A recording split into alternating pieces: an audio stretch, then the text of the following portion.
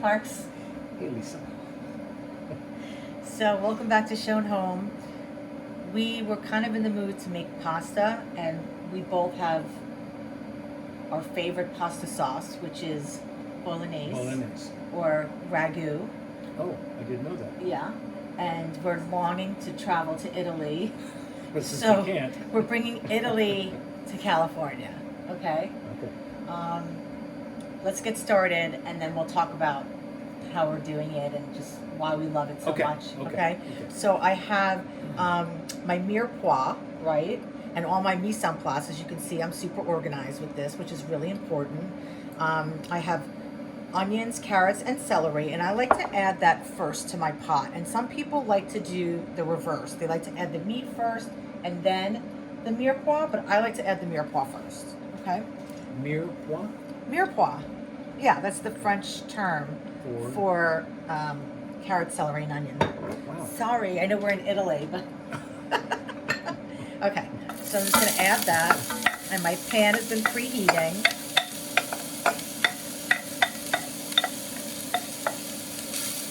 Okay, so we love pasta. We try not to eat it too much, but when we do, we go big, right? Like with everything else. Have you ever made bolognese? No. Never? No, just eating it. You just eaten it, okay. But I'm fascinated by this. Okay, so while this is softening. You can talk about while you're... Yeah, for sure. Okay. So there's so many different types of bolognese. You know, we're making a basic one here, or my style of it, but depending on your grandmother or the region of Italy, you know, people make it differently like everything else. So I like to use a combination of meat, ground meat, but you can just use whatever ground meat you like the best. So what I like to do is I use 1 pound of 85%, 15% organic ground beef, and then I use 1 pound of veal, and then I use 1 pound of smoked bacon that I chopped up in a food processor. Now, you could just use ground pork, would be fine. A lot of people use lamb instead of pork, or lamb instead of the veal. It really just depends on what you like. I'm not a big ground lamb person, so I prefer veal. I really love ground veal, but some people don't like to eat veal.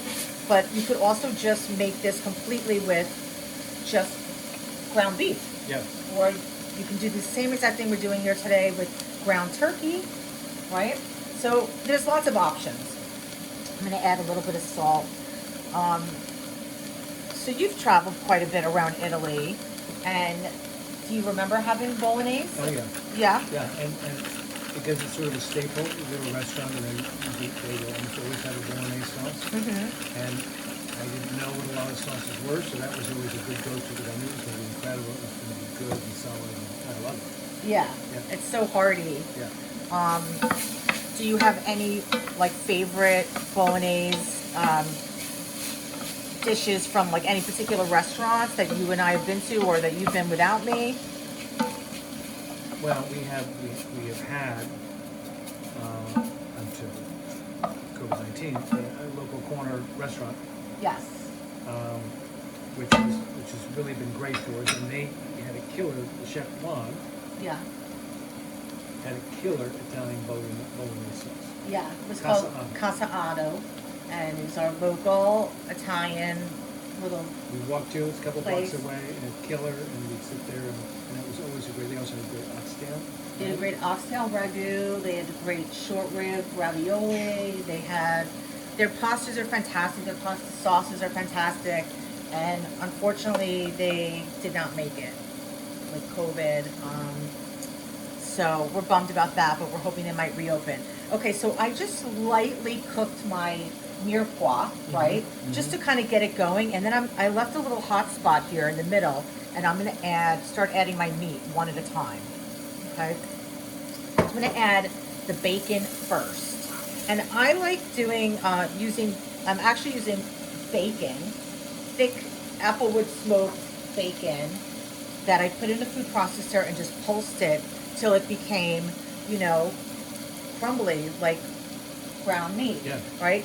And I like using bacon as opposed to just ground pork because it's smoked, right? And so it has just this kind of delicious smoky flavor. Can you smell that already? Yeah. I mean, it's incredible.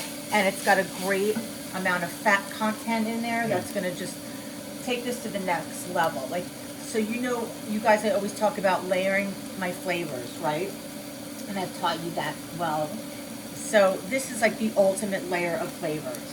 Okay, so we're starting with some aromatics, and then we're adding the 3 types of meat, and it's just going to be layer upon layer of flavors. And the end result, I've discussed this before when people ask me what my favorite things are to cook. I love low and slow. I love starting with these 3 basic ground meats and turning it into this delicious, rich, gorgeous, heartwarming sauce, right? I mean, a lot of times, because we try not to eat too much carbs, I'll make a bolognese and we'll have like pasta with it the first night, and then for the rest of the time we'll just eat it like chili in a bowl, right? Because we love it so much.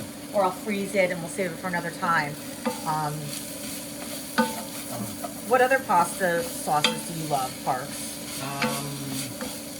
For years I would just have butter and garlic just on plain pasta. I go to restaurants and ask them to do that thing. Was that on the kids' menu? Yeah, it was on the kids' menu. But I paid the adult price. Right. Just to be clear, I paid the full fare. Even though it came in a little tiny bowl with handles on the side of it in a bit. In a bit. So I started sauteing the bacon, and now I'm putting the ground beef in. Can I ask you maybe a silly question, but you said it's 85-15. What does that mean? Oh, it's the fat content in beef. So it could be like 90-10. It's 100% beef, but they'll grind it and add a certain percentage of fat into the ground meat. Right. And for bolognese, you want a higher fat content. You don't want like 90-10. Yeah. So this is 85-15. And they have, you can get less. You can actually customize your meat, which is like a very trendy thing to do in the last, 10 years. There's, purveyors like Pat LaFreda in New York and all these wonderful meat purveyors and butchers who have become like rock stars. And they're making blends of burgers, and they put brisket in there, and they put short ribs, and, or like I put bacon in my burger and grind it up. So, it's just whatever flavor profile you want.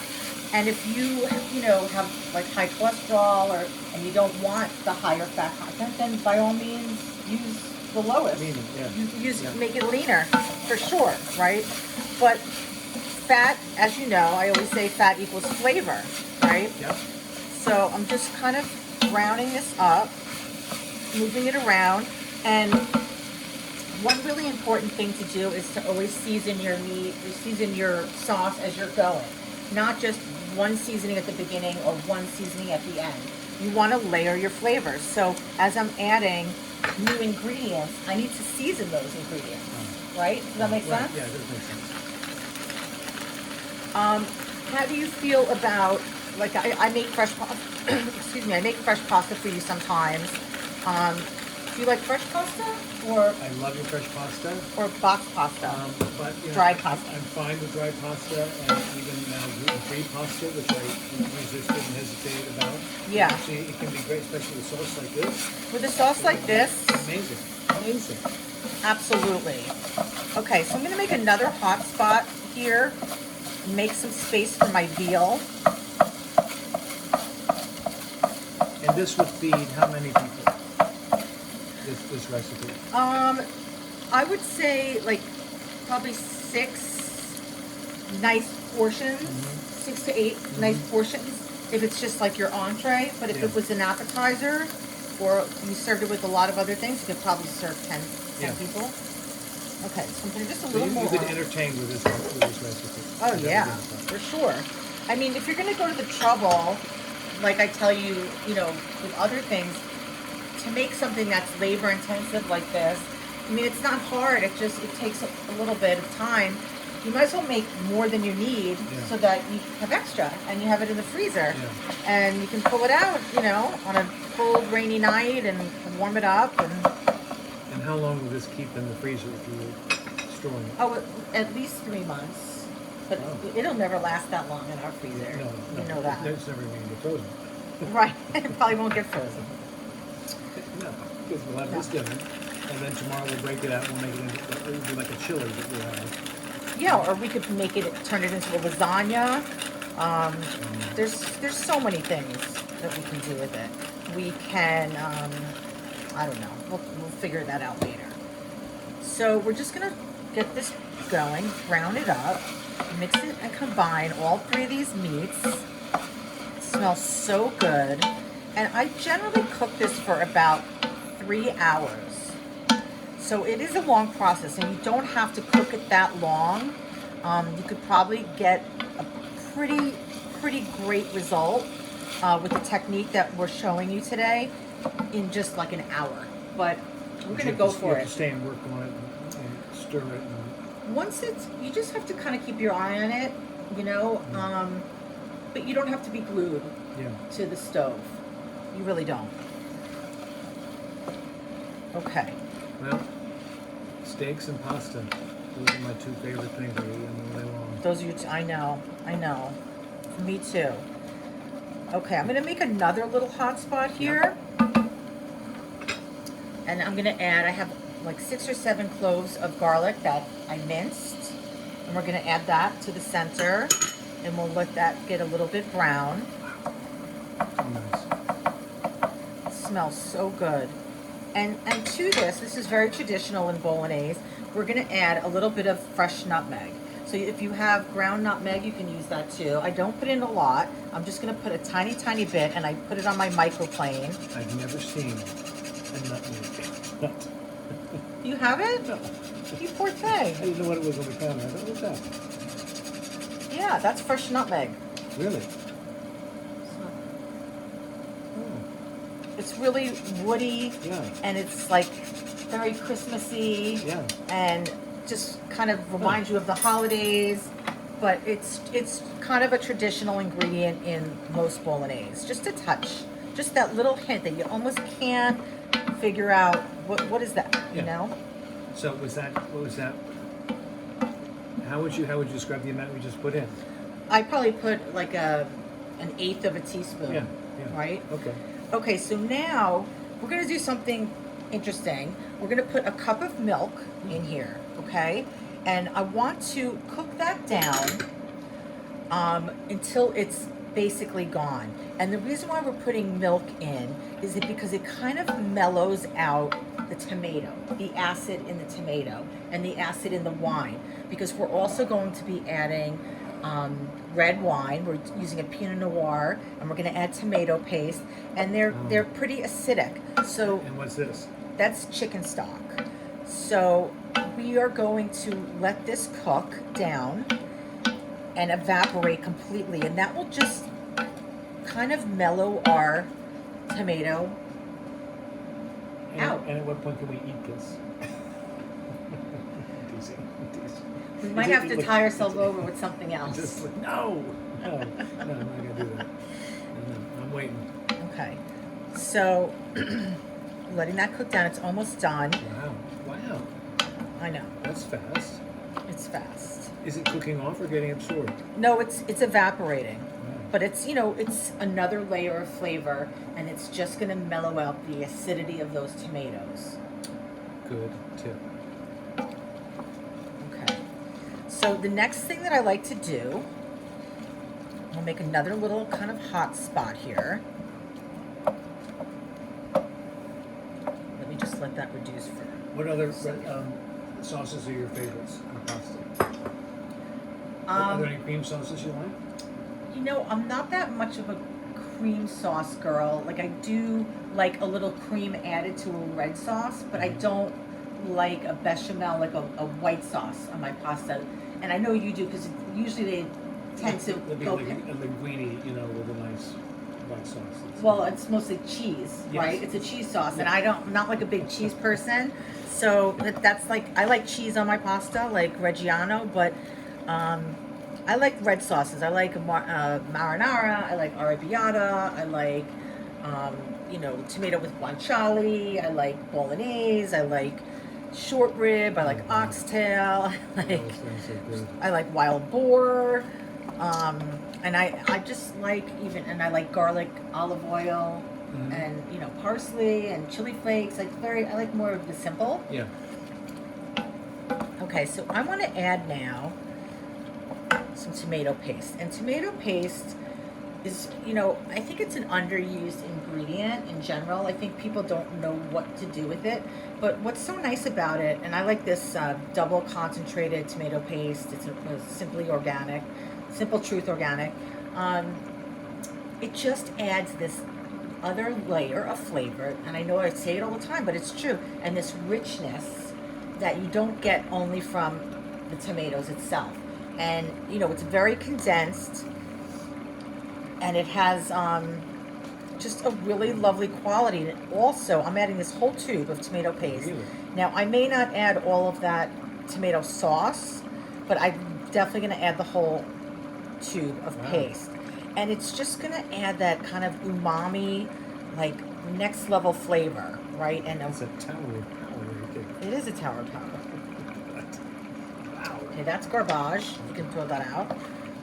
Okay, and then when you add tomato paste, you always want to cook it out a little bit and just get that rawness, that acidity, and you can see it's also a natural thickener.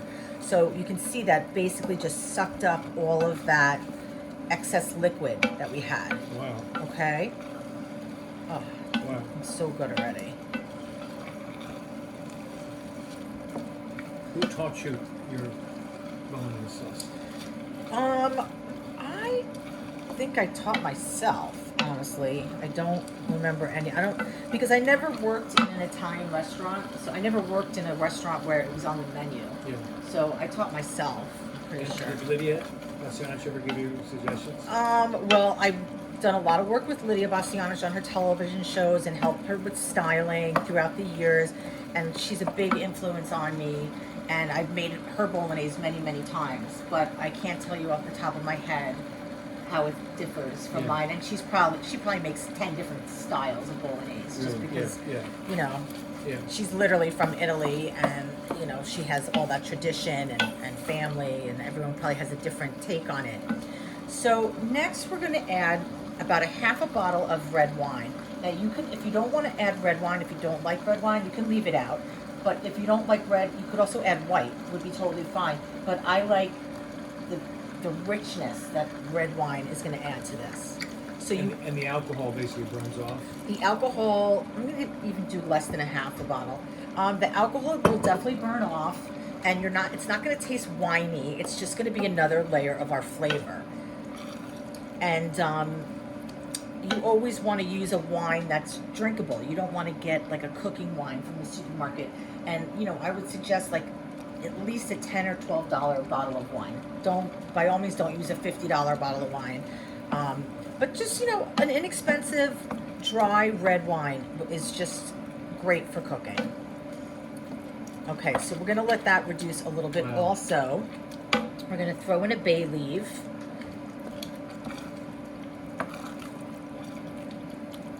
So good. Okay, and then let me just get a ladle. And that bay leaf adds another flavor? That will actually infuse into the sauce? Yep. Okay. So I'm going to not add all of this tomato product. I want to kind of see where we're at. This is 2 cans of tomato. One is crushed and one were whole peel that I smashed up with my hand. So I'm going to add about half of it to start. Because, I can always add more, and I tell you this all the time. We can just leave that there. These are the 2 things that we're going to kind of adjust our sauce with as it's cooking, right? Yeah. So I don't want it to be too tomatoey. We can always add more tomato, but it's hard to take it away, right? So because we added the tomato paste, we just added about half of the sauce, which is probably about one 20-ounce can of sauce. We're just gonna see how that goes. And then if the sauce, you want the sauce to be very, very thick in the end, right? Almost no liquid. And if we wanna kind of add a little bit more liquid to it, we're gonna add some chicken stock. So for right now, we're gonna leave this alone. We're gonna turn it down a little bit. We're gonna let it cook uncovered because we want that liquid to evaporate. Okay? Okay. And we'll come back to it. Okay. Okay, so our sauce has been cooking for about 2 hours, a little over 2 hours, and you can see how much it's reduced from where it started. So it's very intense and deeply flavored and delicious. And I want to just taste it for seasoning.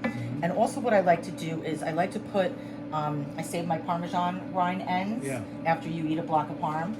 And I like to throw it in, and that adds another like layer of flavor. I just put it in kind of at the end. Will that kind of melt down? It's going to melt down and just add, you know, just that great umami flavor that Parmesan, you know, pairs so well with. Okay, so let me just taste this.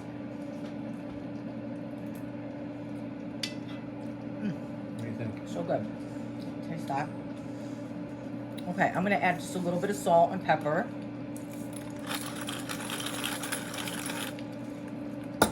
What do you think? Zing. Zingy? It's delicious. Yeah, It's delicious. Really, really, really good. Okay, so I'm going to move this to the side now because what we're going to do is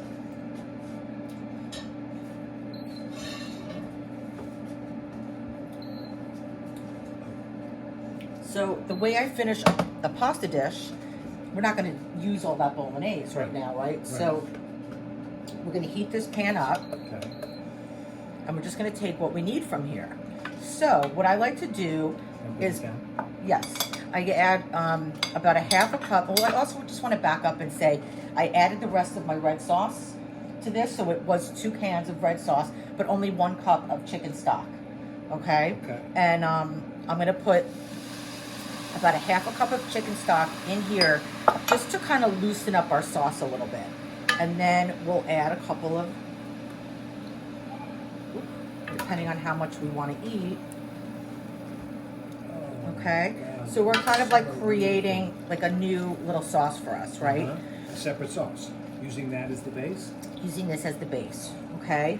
So that looks delicious. That's probably enough.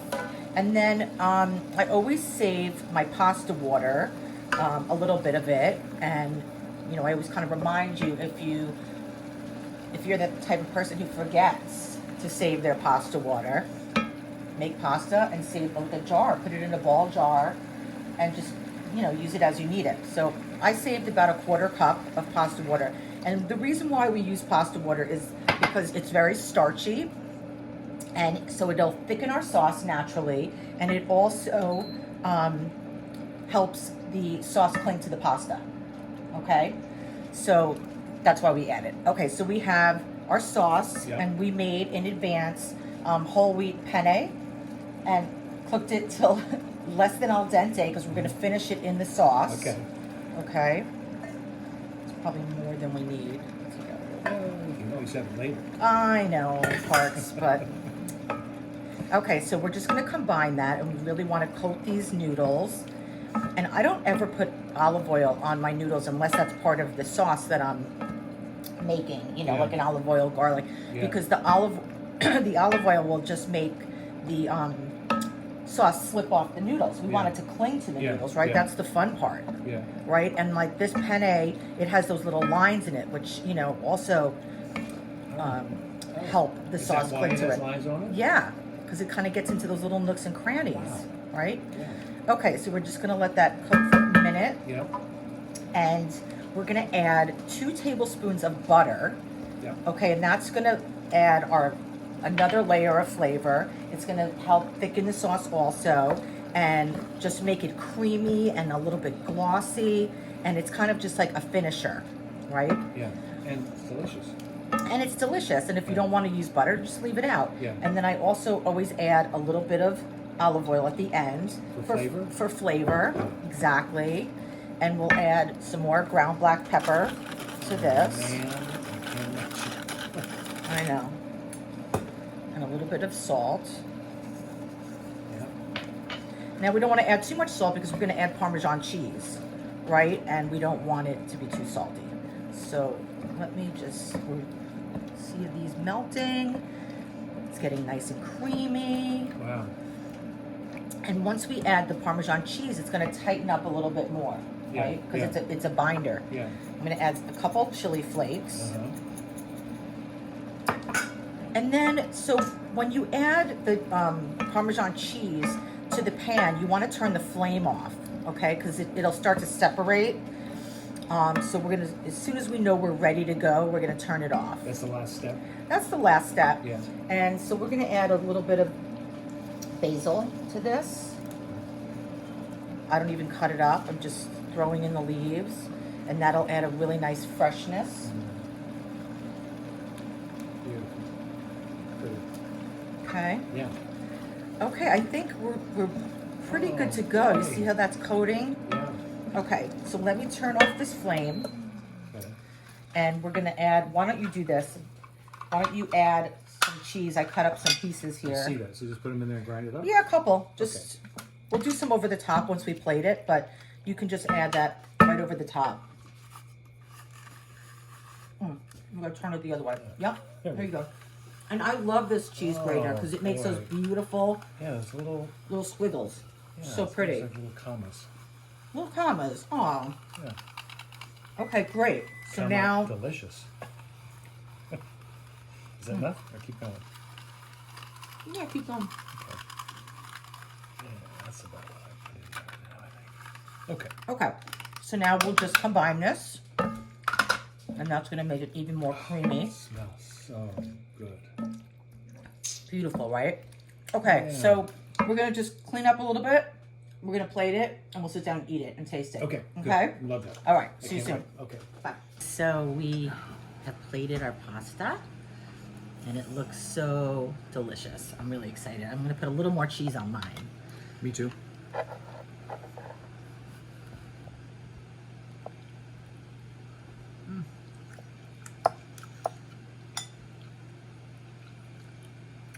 That's delicious. It's really delicious. It's so good. Oh my God. It's so good, and I like the whole wheat pasta with it because it has more of a rustic flavor, and it goes really well with the Bolognese, Yeah. you know, because it's a very rustic, like peasant dish almost.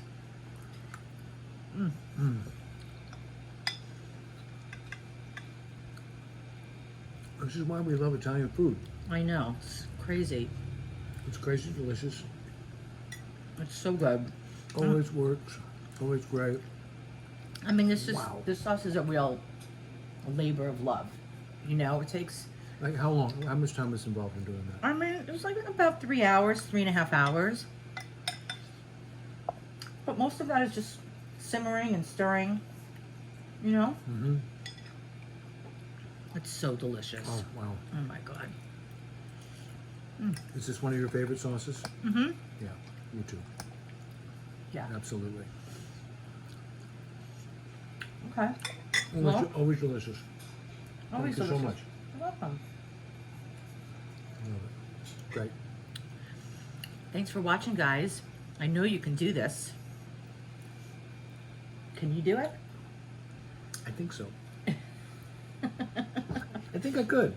I think because of how you went through it and explained it and showed us what to do, I think I could do it. Okay. I'd have to actually probably have the video going where I stop and start. Okay, now I do this. Yeah. But then I could do it. That would be fun. Yeah. Give me a break. Oh, so good. Yeah, yeah. Or you can just sit here and just tell me what to do. We did that once and it worked out pretty good. It worked out really well. I mean, I really was a sous chef. It was your hands. Yeah. For some reason, I can't remember why. Because my feet hurt. I didn't feel like cooking. No, just tell me what to do. Okay. Thank you, Chef Lisa. Delicious. Winner, Thanks, guys. winner.